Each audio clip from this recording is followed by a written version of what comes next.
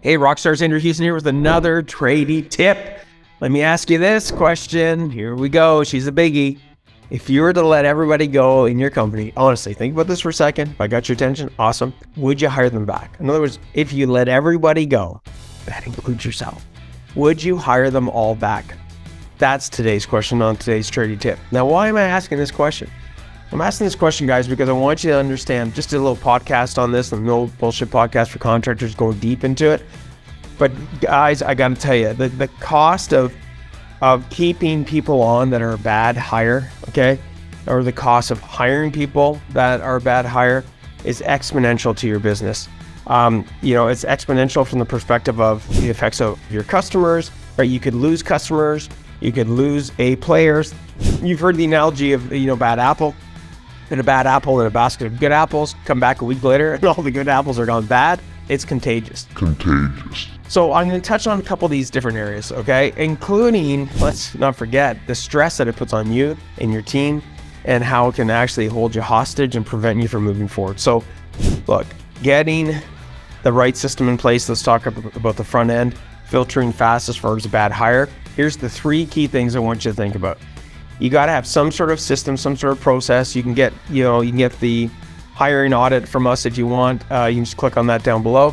But here's the thing. If you don't have a system to check the person's attitude, the fit with the team, number 2, and 3rd being their skill set, by the way, in that priority of order, you're setting yourself up for potential disaster, all right?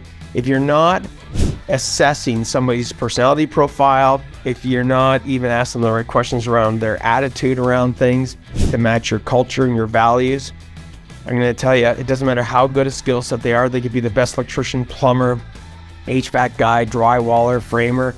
They could be the best, man, like the best of the best. If their attitude is bad, not showing up on time, not willing to fill out your forms, doesn't matter how good their skill set is, you're in trouble. And when it comes to fit with the team, guys, we are in a full contact sport being tradies, and we got to look at it that way. If you put a team member in a game of sports on the field and they got this great skill set and they can't play with the other players, we're going to have a major problem, right? It's going to affect everybody. So make sure you follow those 3 criteria. One of the key things with that to apply this attitude, fit, and skill set is an application form. If you guys want to get your hands on the application form, just type in application form and we'll get that to you. And we worked on this. We've gotten it from an expert a long time ago. I got it from an expert where it applied the secret psychology of attitude, fit, and skill set. So you want to make sure your people that are applying for jobs actually are filling out an application form versus just sending you a resume, which they could have somebody else fill out. All right. Let's talk about having a bad apple. Okay. Look, if you lose, let's say, for example, that you lose a client or 2 or 3, let's say it costs you 50 grand, in profits because you lost clients in the span of a year because this bad apple is not doing a good job, pissing off the customers, maybe being vulgar or rude or unethical or whatever that might be. It's a massive cost, guys. If you lost $50,000, okay, in profits, and let's just use the example of a contractor who's, most contractors don't even hit this, being 10% net profit. They would have to do, that contractor, this could be you, they'd have to do $500,000 of work, guys. Think about this. At a 10% net profit to pay for the $50,000 in loss. And that loss could be inefficiencies beyond even losing these clients. It could be Class A clients that you've got. And think about a Class A client, the domino effect, right? Most contracting businesses, a big part of their growth is because of referrals. If you lose even one Class A client, think about the lifetime value of that Class A client, because most Class A clients give you repeat business year on year. But think about how many referrals they give you, and then think about how much business those referrals that turned into clients have given you, and that domino effect. It's massive, guys. It's massive. $50,000 is a joke, okay, in the big picture of things as far as loss of profit, let alone the amount of sales, like I talked about, that you'd have to cover off. Let's talk about the effects of on your team. Back to that bad apple analogy, right?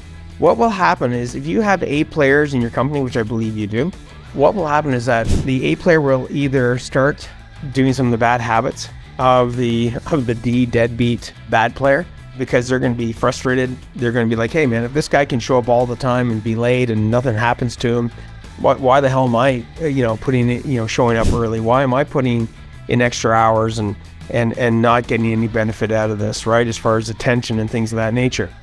And the other thing I want you to think about is a lot of times what happens, and it's the curse of the bad employee, which is the owner, being you, ends up spending way too much time with the bad apple, and the A players don't get the attention that they deserve. Okay, so guys, seriously think about this. All right. And then from a mental standpoint, when you got a bad apple, you're never trusting what they do. So you're going into the weekends, you're putting your head on the pillow, and you're constantly thinking about, did this person do what they were supposed to do? Are they going to do what it is they're supposed to do? And maybe they're not following policies and procedures. Maybe they're not following your ethics. Maybe they're not doing the right quality control. So look, make sure, guys, that you understand the impact of either landing a bad apple or keeping a bad apple. My final comment is this, okay? I'm not contradicting anything I'm saying here. I just want you to understand, most times they're a bad apple because you haven't done the right onboarding, you haven't given them the right education, you haven't given them the right process, you haven't even had a plan to onboard them properly. So make sure you do that, guys, because a lot of people that come to us that want to become a champion CEO, they highlight these bad players. A lot of times following a certain system and process that we give to them turns those bad players actually into A players. All right. No, but most people don't want to go to work and work in a bad environment. Most people don't want to do a bad job and then be criticized by it. People want to be recognized for doing good things. Okay, that's who we are in human nature. I believe that 90% of the time, if not more, that's the case. You're going to have the odd 10% of people that are not that are maybe unethical, are malicious with an intent. 90+% of the time, you can turn a bad apple into a great apple, being an A player. Anyways, I'm Andrew Houston from Profit Contractor. Another trick tip. I'll see you on the flip. Hey Rockstar, if this video resonated with you at all and you want a proven plan and pathway to take your contracting business to the next level with me and my team of experts, click the link below and apply for a free 15-minute pathway to Profits Call.